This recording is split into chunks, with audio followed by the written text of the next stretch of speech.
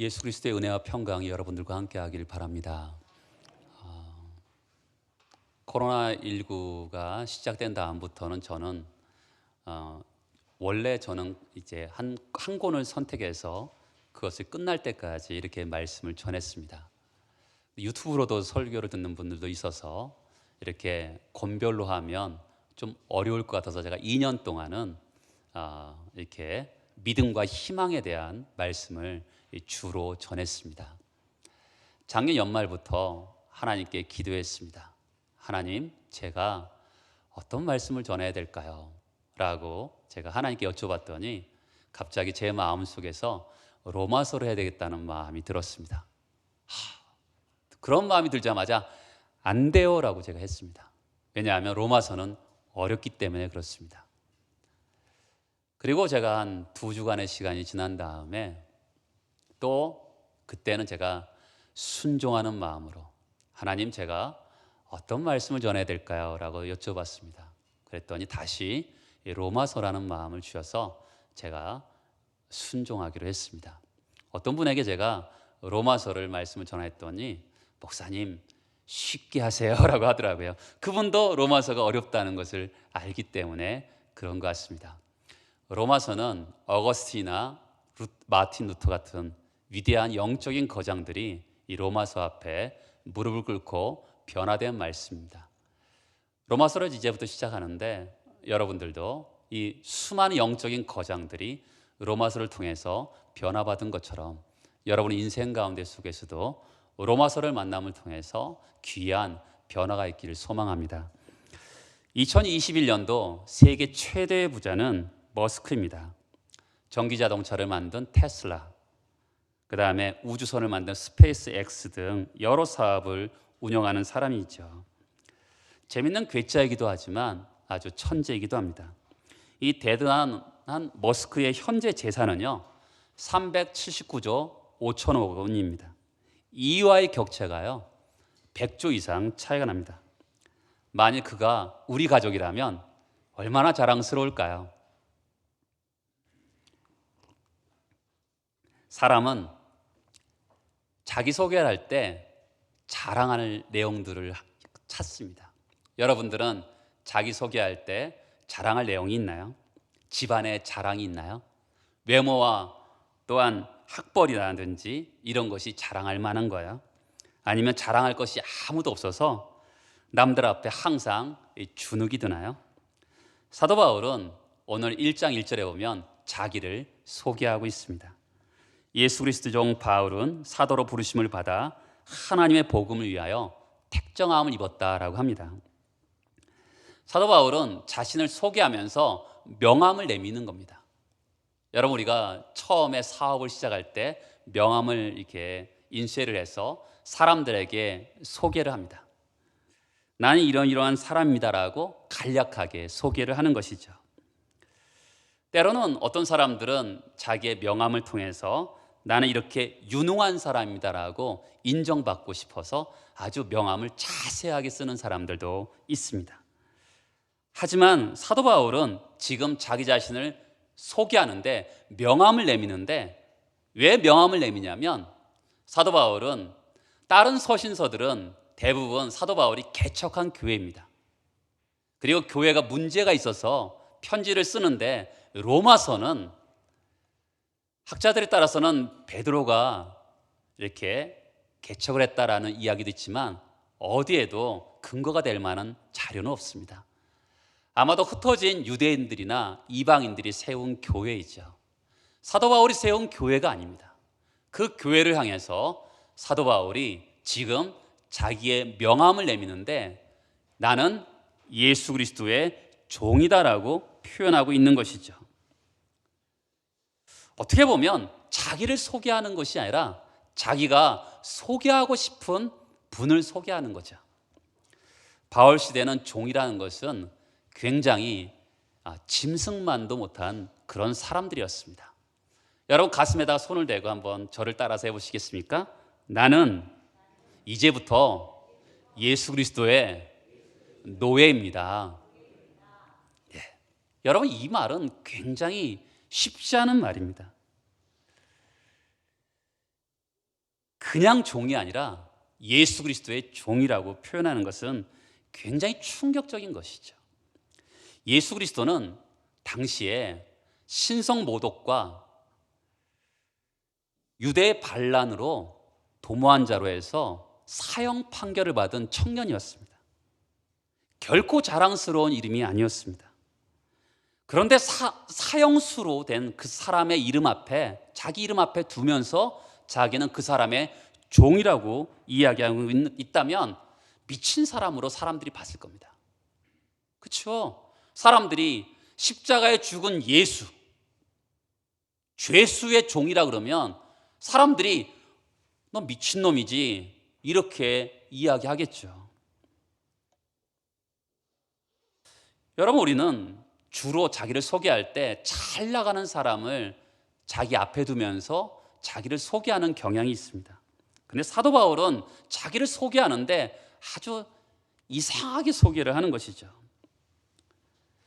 여러분, 자기 자신을 소개한다는 것이 굉장히 중요하잖아요. 우리 한국은 대부분 사장, 회장으로 자기를 소개합니다. 그런데 사도 바울은 자기 소개가 너무 간단해요. 그리스도의 종, 아주 기가 막힌 표현입니다. 여기에 사도 바울의 삶의 모습을 보여주는 것이죠. 사도 바울은 자신의 존재를 설명하는 것이 아니라 그리스도를 증명하기 위해서 존재하는 자로 설명하고 있는 것입니다. 세상에서는 내가 얼마나 대단한 사람인지, 내가 얼마나 사람들로부터 찬사를 받을 만한 사람인지 그것에 대해서 목을 매다는 사람들이 굉장히 많습니다. 그러나 사도 바울은 어디에도 이런 모습을 볼 수가 없어요. 바울은 자기 자신을 사람들에게 드러내려고 신경 쓰는 모습이 전혀 없습니다. 그럼 사도 바울이 세상에서 자랑할 것이 없을까요? 사도 바울은 생각보다 세상에 자랑할 만한 것들이 굉장히 많은 사람입니다. 성경에 보면 길리기아의 다소 출신입니다. 이 다소라는 곳은 헬라 도시의 세계적인 요충지였습니다. 헬라 문화와 헬라 교육이 발달된 곳이었습니다. 그러면 길리기아 다소 출신이라는 것은 뭘 나타내냐면 부자라는 것입니다. 헬라 교육을 받을 만큼 그 사람은 집안이 부유한 사람이라는 것을 여기에서 나타내는 것이죠. 또 사도 바울은 로마 시민권자였습니다. 그것도 나면서부터 로마 시민권자였던 것이죠. 당시에 로마 시민권은 굉장히 위력이 있었습니다. 사도행전에 보면 천부장이 사도 바울이 로마 시민권이라는 것을 얘기를 듣고서 굉장히 두려워하는 모습을 보게 되죠. 그런가 하면 유대 사회 안에서 가말리엘 문화에서 공부한 사람입니다. 그리고 바리새파 사람인 것이죠. 사도 바울의 배경은 이것처럼 세상 최고의 교육을 받았고요. 로마 시민권자의 권리가 있었고 성공이 보장된 유능한 청년이었습니다.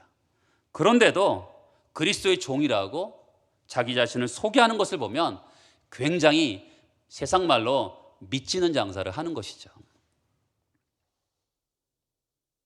사도 바울은 지금 세상 사람들이 봤을 때 죽은 십자가에 못 박은 그 예수의 종이라고 하고 있는 것입니다.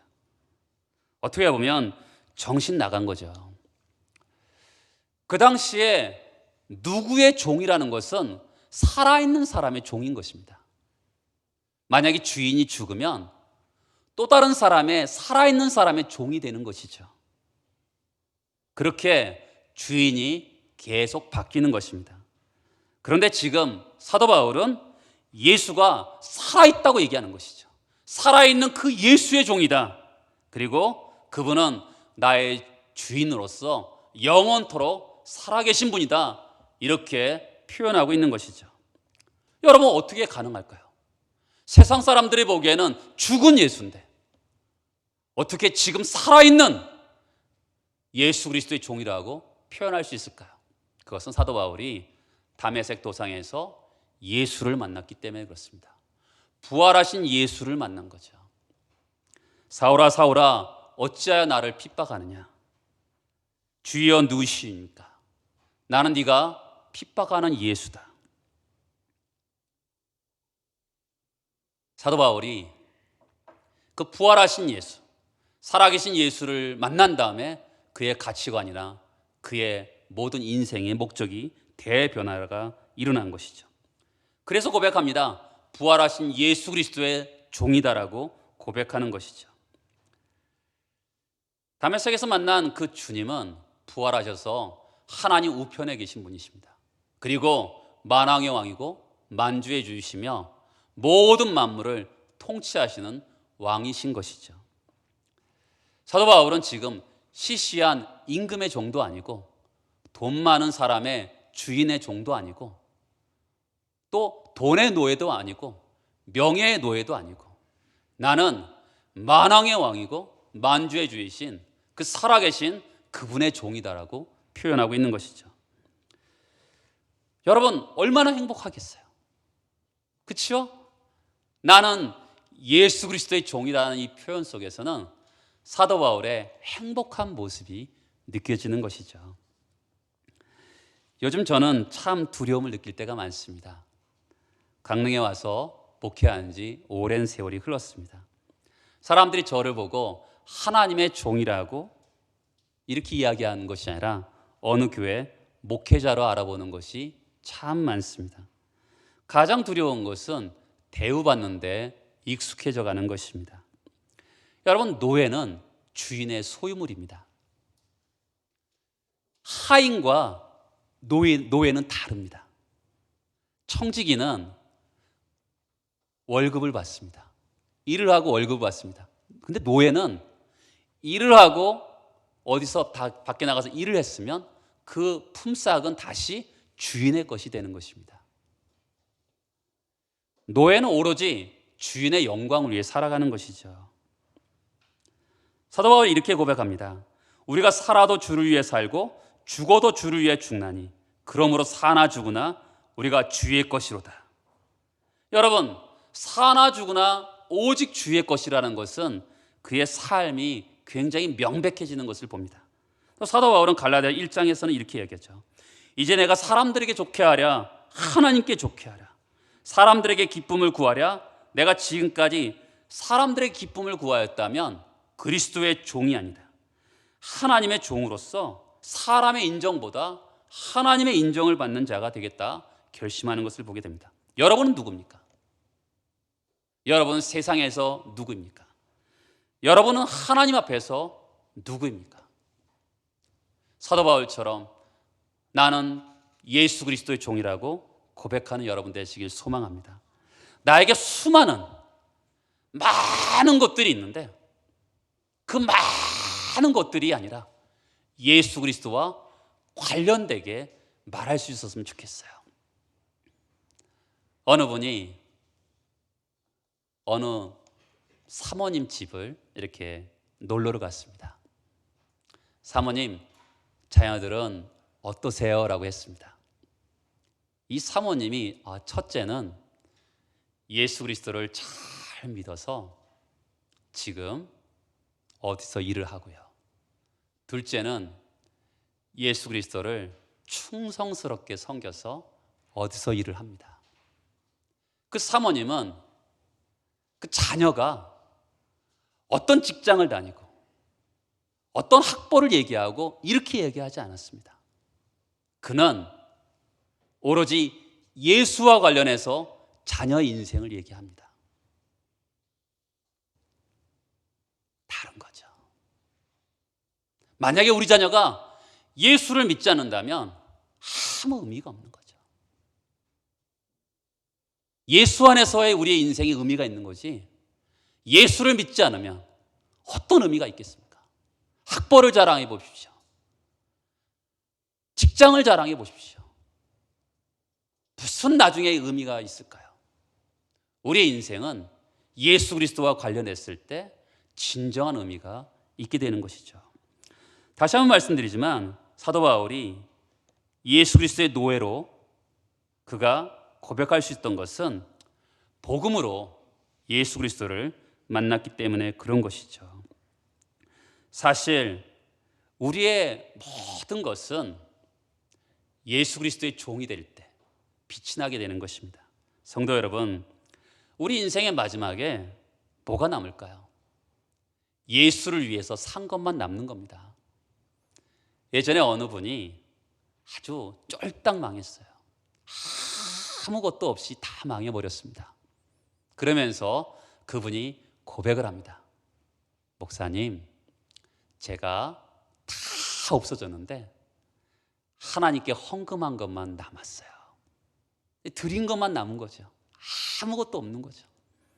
여러분, 우리 인생에서 돌아보면 하나님을 위해서, 영혼을 위해서 산 것만 사실 남는 겁니다. 기꺼이 여러분 예수 그리스도의 종이 되시길 바랍니다. 그리스도의 종된 삶을 살아가는 것보다 더 큰 축복은 없어요. 1절에 보시면 예수 그리스도의 종, 사도로 부르심을 받아 하나님의 복음을 위하여 택정함을 입었다고 합니다. 여러분, 부름을 받았다는 것이죠. 사도 바울만 부름을 받았습니까? 6절에 보시면 예수 그리스도의 것으로 부르심을 받은 자라고 합니다. 우리도, 사도 바울도 부름을 받았지만 우리도 부름을 받았다는 것이죠. 여러분, 서서평 선교사라고 들어보신 적이 있습니까? 미국 선교사입니다. 이분은 한복에 고무신을 신고 꽁보리밥에 된장국을 말아 먹으면서 사역했던 분입니다. 영양실조도 걸리고 풍토병으로 아주 시달렸던 분이었습니다. 그럼에도 불구하고 그가 꼭 해야 될 일을 했던 사람이죠. 여기저기 떠도는 한센시병, 우리가 잘 아는 문둥병 환자들을 누구도 돌보지 않으니까 그 당시 일제는요, 그 씨를 말리려고 불임 시술을 결정합니다. 그런데 이 서서평 선교사가 그들을 데리고 서울로 와서 항거를 하고 그들의 권리를 찾아줍니다. 유명한 선영한 목사님의 예항원의 주춧돌이 되죠. 그리고 서서평 선교사는 이 땅의 여인들을 불쌍히 여겼습니다. 배운 것이 없이 일찍 시집을 가서 고생하는 아무 인권도 없는 조선의 여인들을 위해서 학교를 세우고 간호사를 배출하고 우리나라 최초의 간호학회를 설립합니다. 사실 많은 사람들이 그녀를 지금도 기억하지 못합니다. 그러나 그는 성기입니다. 그냥 스스로 살다 보니까 그렇게 된 것이 아니라 하나님께서 그를 부르신 것이죠. 부르셔서 그 일을 하는 것입니다. 사도 바울이 굉장히 열정 넘치게, 투지 넘치게 일을 합니다. 어디에서 있습니까? 누구로부터 불렀기 때문에 그렇습니까? 예수 그리스도로부터 부름을 받았기 때문에 그가 그렇게 열정이 넘치게 하는 겁니다. 어디를 향해서 갑니까? 세상을 향해서 가는 것이죠. 선이 굵고 선명한 인생을 사는 사람은 확실한 소명감이 있는 사람입니다. 여러분, 내가 살아가는 이유가 나에게 있다면 우리가 지금 하고 있는 일 포기할 수 있습니다.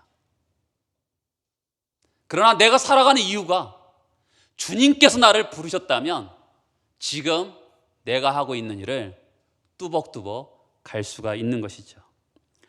어떤 어려움이 있어도 가는 겁니다. 열심히 살고 바쁘게 사는 게 중요한 것이 아닙니다. 왜 그 일을 하느냐, 왜 누가 그 일을 시켰느냐가 굉장히 중요한 것이죠. 내가 열심히 하는 것과 하나님이 하라 한 것은 다른 것입니다. 하나님이 부르심 가운데 있다면 하늘이 두 쪽이 나도요 그 일을 가는 것이죠. 요셉이라는 사람 아시죠? 야곱의 사랑받는 아들이었습니다. 그런데 형들이 꿈꾸는 자가 오는도다 하면서 그를 웅덩이에 집어넣고 애굽으로 노예로 팔아버립니다. 억울하게 또한 감옥에도 갇히게 돼요. 그런데 롤러코스터를 타는 것처럼 그가 애굽의 총리 대신이 됩니다. 형들이 찾아와요. 그때 결국 그가 이제 자기를 고백하죠. 형들이 나를 여기에 보내신 것이 아니라 하나님께서 생명을 구원하기 위해서 나를 이리로 보내신 분이 바로 하나님이다라고 고백합니다. 나를 부르신 분이 하나님이라고 고백하는 거죠.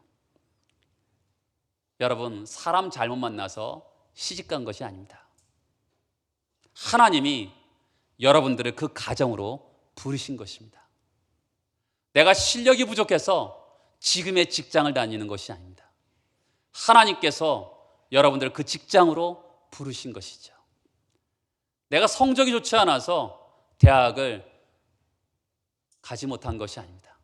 그리고 사람들이 보기에 인정받지 못하는 대학을 간 것이 아니라 하나님께서 나를 거기로 부르신 것입니다. 삶의 근거가 하나님께 있는 것이죠. 여러분, 하나님께로 근거한 삶은 생명을 걸게 되는 것이에요. 하나님이 부르셨기 때문에 그 길을 가는 것입니다. 우리가 내일은 또한 일을 하러 갈 것입니다. 밥벌이를 하러 가는 것이 아니라 하나님이 부르신 그 자리로 가는 것이죠. 가다 보면 힘들 때도 있고 눈물을 흘릴 때도 있습니다. 때로는 울며 가야 될 때도 있습니다. 그 근거가, 부르심의 근거가 나에게 있다면 나는 얼마든지 그만둘 수 있는 것이죠. 그런데 부르심의 근거가 하나님이라면 그 길을 가는 겁니다. 왜 하나님이 나를 부르셨는지는 지금은 알 수 없지만 정말 가다 보면 요셉처럼 하나님이 나를 여기에 부르신 이유를 분명하게 깨달을 때가 있는 것이죠. 여러분, 구원받은 자는 다 소명자인 것이죠. 우리가 인식하든 인식하지 못하든 우리는 다 하나님의 부르심 받은 자입니다. 구원을 받았다는 것은 자체가 부르심의 출발인 것이죠. 그렇다면 우리는 구원받고 나면 질문을 해야 돼요. 구원받은 나는 어떻게 살아가야 될 것인가? 왜요? 하나님이 나를 구원을 하셨다는 것은 부르셨다는 거 아니겠습니까? 근데 그 부르심 앞에 질문을 해야 되죠. 하나님 나를 왜 구원하셨습니까? 나는 어떻게 살아가야 될까요? 하나님 앞에 끊임없이 질문을 해야 됩니다. 그 하나님은 그 질문 앞에 분명하게 대답하실 것입니다. 사도 바울의 이 부르심, 예수 그리스도의 종이라는 이 표현은 억지로 한 게 아닙니다. 억지로 예수를 믿을 수 없듯이 억지로 소명자가 될 수 없는 거예요. 어떻게 됐습니까? 부활하신 예수 그리스도를 만남을 통해서 그가 하나님의 부르심 받은 자가 되었습니다. 여러분 1절을 보시겠습니까? 따라서 해보시겠어요? 하나님의 복음. 복음이라는 것은 굿뉴스, 좋은 소식입니다. 저를 보시겠어요? 여러분, 그 당시에 복음이란 단어, 유앙겔리오는 세상에서도 사용되는 단어였습니다. 기독교만 사용되는 복음이 아니라 일반 세상에서도 복음, 좋은 소식, 기쁜 소식이라는 것은 세상에서도 다 통용되는 단어였습니다. 그렇기 때문에 오늘 1절에 보면 하나님의 복음, 이 말은 다른 복음이라는 것이죠. 세상의 기쁜 소식이 아니라 하나님의 복음이라는 것이죠. 그 당시 로마 황제가 아들을 낳았습니다. 왕위를 이어받을 아들이 나왔어요. 얼마나 기쁘겠습니까? 온 천지에 로마를 이끌어갈 새로운 왕이 태어났다는 좋은 소식을 전했습니다. 그것은 로마 입장에선 좋은 소식이죠. 그런데 압제받는 자 입장에서는 어떤 소식일까요? 재앙의 소식입니다. 좋은 소식이라는 것은 주관적인 겁니다. 어떤 사람의 아들이 좋은 대학에 합격했습니다. 그것은 그 집에는 좋은 소식이지만 그 같은 과에 같은 대학에 집어넣는데 떨어진 사람한테는 나쁜 소식입니다. 어떤 사람에게는 현대, 삼성에 취직했습니다. 좋은 소식이죠. 그런데 거기에 원서 넣었다가 떨어진 사람에게는 나쁜 소식입니다. 이 좋은 소식이라는 것은 주관적인 겁니다. 누구에게는 좋은 소식이고 누구에게는 나쁜 소식인 것이죠. 그러면 복음이라는 게 뭘까요? 하나님의 복음은 북한에게도 좋은 소식이고요. 우리 대한민국에도 좋은 소식이고 일본에게도 좋은 소식인 것이죠. 모든 인류에게 좋은 소식이 복음인 것이 하나님의 복음인 것이죠. 세상의 복음이 아니라 하나님의 복음인 것이죠. 그러면 이 좋은 소식에 대해서 알려고 그러면 인간에 대해서 먼저 알 필요가 있습니다. 여러분, 암이 무섭지요? 왜 무섭지요? 이 암은 소리 소문도 없이 내 몸에 찾아와서 더 이상 손쓸 수 없을 때가 있습니다. 그래서 암이 무서운 거죠. 자신의 상태를 정확히 아는 게 중요하죠. 요즘 병원에 가면 초정밀 입체 영상 진단기가 있어서 인체 안에 조그만 종양도 다 발견합니다. 그런데 인간의 영혼은 어떻게 진단할 수 있을까요? 인간의 영혼은 인간의 눈으로 보이지 않습니다. 인간이 어떤 존재인지, 어떤 상태에 빠져 있는지 인간은 알 수가 없어요. 암처럼 무섭죠. 알 수 없으니까. 그러나 복음은 초정밀 입체 진단기 역할을 해서 인간의 영혼이 얼마나 심각한지 복음은 알려줍니다. 우리가 앞으로 로마서 전반부에 보시겠지만 인간의 부패, 인간이 얼마나 소망이 없는 존재에 대해서 성경은 말씀하고 있습니다. 여러분, 우리 모습을 제대로 봐야지만이 소망이 시작되는 겁니다. 그러나 대부분 사람들 어떻습니까? 나는 괜찮은 사람이야, 법 없이도 사는 사람이야, 문제가 별로 없는 사람이야, 이렇게 생각합니다. 그런 사람 향해서 당신은 죄인입니다라고 하면 화를 냅니다. 여러분, 그것은 죽는 길입니다. 복음은 우리를 구원의 길로도 인도하지만 그 이전에 우리의 죄의 끔찍한 모습을 폭로합니다. 처음에는 죄에 대해서 지적하고 죄가 드러나면 아주 불쾌합니다. 그런데 하나님의 말씀은 우리의 죄의 모습을 드러나게 합니다. 여러분, 의사가요, 아파서 갔는데 하나도 안 아프다고 하면 문제가 있죠. 의사가 왜 아픈지 그 병을 진단하고 약을 처방하고 아니면 수술을 해야 되는 것이죠. 마찬가지죠. 복음이라는 것은 하나님 앞에서 그 복음 앞에 정직하면 우리가 얼마나 죄인인 것을 깨닫습니다. 이사야가 하나님의 영광을 봅니다. 하나님의 거룩을 봐요. 그때 화로도 나여 망하게 되었도다 고백합니다. 하나님의 거룩 앞에 자기 자신이 얼마나 죄인인 것을 깨닫습니다. 저도 예전에 하나님 앞에 기도하는데 제가 지었던 죄들이 파노라마처럼 싹 지나가는데 내가 그렇게 큰 죄를 지었나, 이런 생각이 들 만큼 수많은 죄의 모습이 삽시간에 지나가더라고요. 여러분, 그 죄를 지적해 주시는 하나님의 은혜인 것이죠. 내가 얼마나 큰 죄인인지 알아야지만이 예수가 필요한 것이죠. 내가 죄인이라고 고백하지 않는데 뭐가 예수가 필요하겠습니까? 그래서 성경은 우리의 인간의 모습을 먼저 보여줍니다. 사람들은 자존심으로 똘똘 뭉쳐 있습니다. 죄로 인해서 자아가 똘똘 뭉쳐져 있기 때문에 간단하게 죽지 않습니다. 죄가 뒤집혀져서 냄새가 풀풀 나는데도 자기의 죄를 인정하지 않습니다. 양심이 화에 맞아서 그런 것이죠. 여러분, 자기 죄를 봐야 돼요. 복음 앞에서 내가 얼마나 큰 죄인지를 봐야 돼요. 그래야지만이 예수가 필요한지 아는 것이죠. 나는 죽을 죄인입니다. 이럴 때 은혜가 임하는 겁니다. 여러분, 성령의 은혜가 아니면 깨달을 수가 없어요. 십자가 앞에 섰을 때 내 죄의 무게가 너무나 무겁다라는 것을 깨달아야 되는 거예요.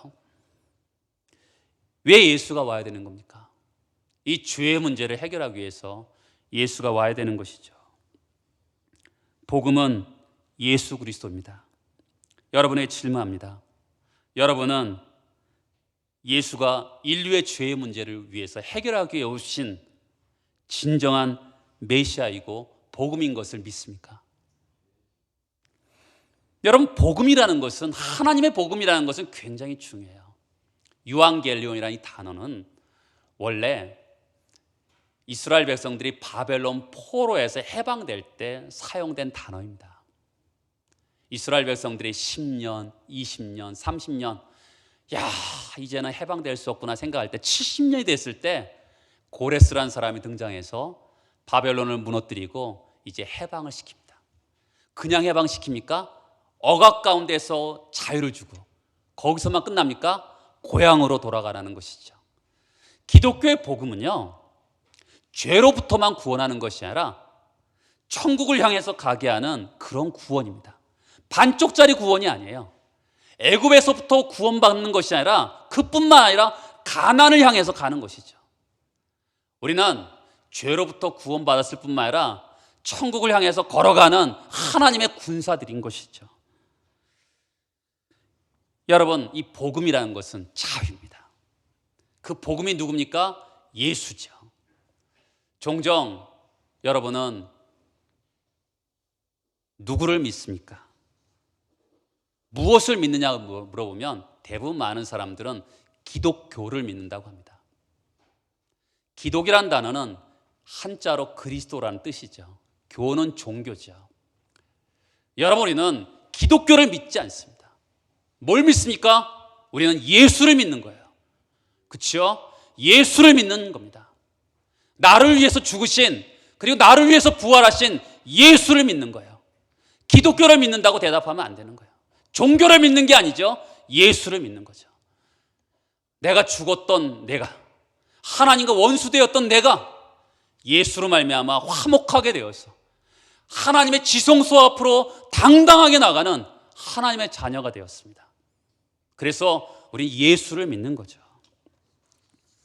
중요한 것은 사람들이 종종 그렇죠. 후지산에 올라가는 길이 여러 개의 길이 있는 것처럼 구원받는 길은 여러 가지의 길이 있다고 생각합니다. 그래서 사람들은 기독교를 아주 너무 심한 종교라고 생각합니다. 왜냐하면 오직 예수, 구원받는 길은 오직 예수라 그러니까. 그러나 여러분, 구원의 길은 하나님이 정해주신 길입니다. 인간의 기준으로 정해진 것이 아니라 하나님께서 정해주신 길이, 구원의 길이 예수죠. 여러분들이 바다에서 조난을 당했다 합시다. 근데 빨간 보트가 찾아왔어요.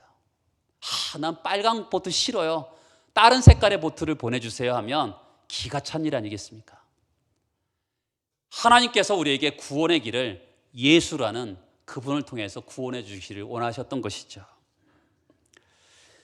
예수 외에는 다른 이름을 주신 적이 없습니다. 여러분, 이 말씀을 들을 때 반응이 중요하죠. 요한복음 10장에 보면 양은 목자의 음성을 듣는다고 합니다. 여러분, 예수가 구원자입니다 라고 하면서 그때 그 말씀을 받고 예수님이 나의 구원자이십니다 라고 받아들인다면 여러분들은 목자의 양이 되는 것이죠. 왜냐하면 목자의 음성을 듣고 따랐기 때문에 그런 것입니다. 사도 바울은 우리에게 예수가 복음이다라고 제시하는데 논리적으로 제시하는 것이죠. 왜 그리스도가 복음입니까? 2절에 보면 이 복음은 하나님이 선지자를 통하여 그의 아들에 관하여 성경에 미리 약속하신 것이라. 누가복음 24장 44절을 볼까요? 누가복음 24장 44절에 보면 이렇게 되어 있습니다. 내가 너희와 함께 있을 때 너희에게 말한 바 곧 모세 율법과 선지자의 글과 시편이, 이게 바로 구약 성경이죠. 나를 가리켜 기록된 모든 것이 이루어져야 하리라 한 말이 이것이라. 구약 성경은 우리에게 예수 그리스도가 오실 것을 얘기했습니다. 여러분, 부모들은 자녀에게 약속을 해요. 그런데 자녀가 너무 말을 안 듣고 죄를 지으면 약속을 파기합니다. 그리고 다시 약속을 하죠. 그러나 하나님은 창세기서부터 예수를 보내줄 것을 이야기합니다. 구원의 이야기를 합니다.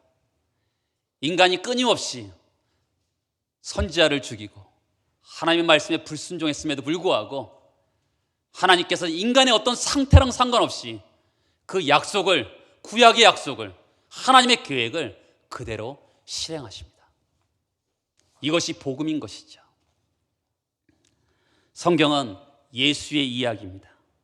성경을 통해서 예수가 유일한 구원자이신 것을 우리에게 말씀하고 있는 것이죠. 두 번째, 왜 예수가 복음입니까? 3절에 보면 아들에 관하여 말하면 육신으로는 다윗의 혈통에 나셨고, 여러분 이것은 동정녀 탄생을 이야기하죠. 동정녀가 믿어지세요? 인간의 이성으로는 이해할 수 없습니다. 그런데 왜 예수가 동정녀로 탄생을 해야 될까요? 아담의 후손으로 오면 죄를 가지고 태어나는 것이죠. 그 당시 구약의 제물은 흠이 없는 제물이어야 돼요. 그렇죠? 근데 인간이 아담의 후손으로 와서 제물이 되면 죄가 있기 때문에 흠이 있는 제물이 되는 것입니다. 그래서 하나님께서 성령으로 잉태하게 하셔서 여자의 후손으로 오게 하셨던 것이죠. 그래서 그 예수가 우리의 죄의 문제를 해결해 주신 것이죠. 십자가에서 우리의 죄의 문제를 해결해 주셨습니다. 모든 사람이 죽음의 권세에 시달리고 있었습니다. 그런데 예수의 죽음으로 우리의 죽음의 문제가 해결된 것이죠. 예수 안에서 죽음은요, 더 이상 저주가 아닙니다. 여러분, 죄로 말미암아 사망이 오고 저주가 오고 지옥 가게 되고 심판받게 되었어요. 그런데 예수가 나를 위해서 십자가에서 죽으심으로 모든 인류에게 좋은 소식, 죄의 문제가 해결됨을 통해서 죽음의 문제가 해결됐어요. 이게 얼마나 좋은 소식이겠습니까? 백인에게도 흑인에게도 또한 황인종에게도 모든 인류에게 좋은 소식이 되는 것이죠. 이 소식은, 좋은 소식은 주관적인 게 아니에요. 누구에게는 좋고 누구에게 나쁜 게 아니죠. 모든 인류에게, 인류는 죄의 문제로 죽어가고 있거든요. 죽음의 문제만큼 심각한 게 어디 있어요? 죽음의 문제를 갔을 때, 장례식 때 갔을 때 여러분 생각해 보세요. 죽음만큼 심각한 게 어디 있습니까? 두렵죠. 그런데 예수께서 십자가에서 죄의 문제로 죽으심을 통해서 죽음의 권세를 이기셨어요. 죽음의 문제를 해결하셨어요. 이게 복음이죠. 예수께서 나의 모든 죄의 대가를 그분이 대신 대속하셨잖아요. 그래 우리의 죽음은 영생으로 가는 절차에 불과한 것이죠. 그래서 주 안에서 죽은 자들은 복되도다고 얘기하는 거예요. 세상 사람들은 죽었다면 불쌍하다고 얘기하지만 성경은 주 안에서 죽은 자가 복이 있다라고 얘기하는 것은 복음이 있기 때문에 그런 것이죠. 기쁜 소식, 죽는다고 끝나는 것이 아니라 죽음 이후의 세계가 있기 때문에, 정말 예수가 이 죽음의 문제를 해결했기 때문에 복음이 되는 것이죠. 또 세 번째로는 4절에 보면 성결의 영으로는 죽은 자들 가운데서 부활하사 능력으로 하나님의 아들로 선포되셨으니 곧 우리 주 예수 그리스도시다. 복음의 핵심적인 내용이죠. 예수가 부활하셨어요. 그래서 그분이 구원자가 되시는 것입니다. 죽음이 굉장히 무서운데, 한 줌의 흙으로 가는데 내가 갖고 있는 모든 것이 다 없어지고 물어 없어지는 것인데,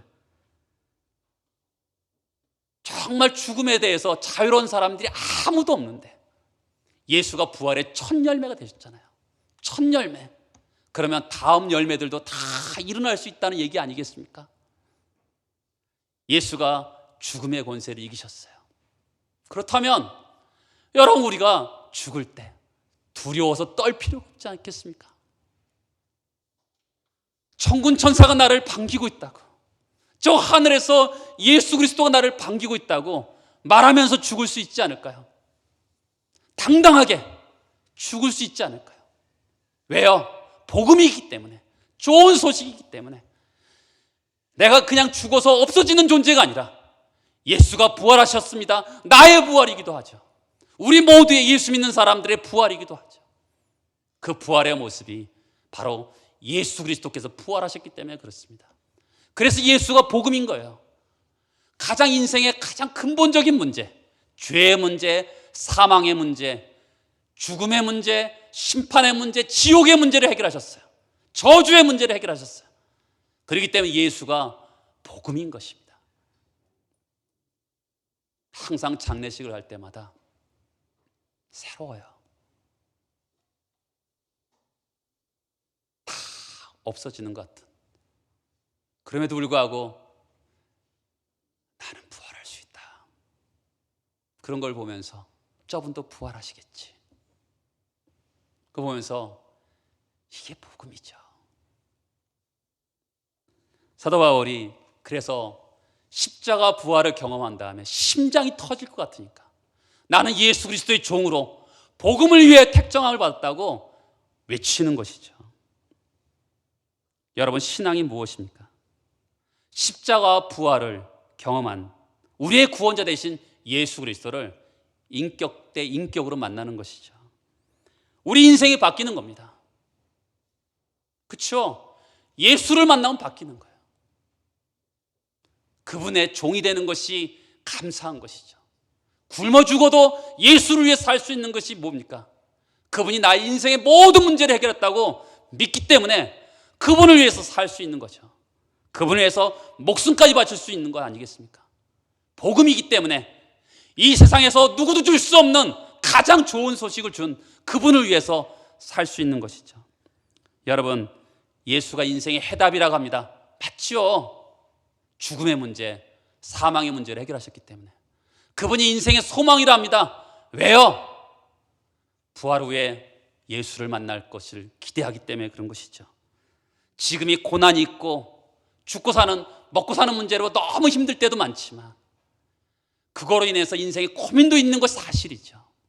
그러나 인생의 근본적인 큰 문제를 한번 생각해 보세요. 예수께서 그 문제를 해결하셨잖아요. 그렇다면 인생의 소소한 문제를 해결하지 않으실까요?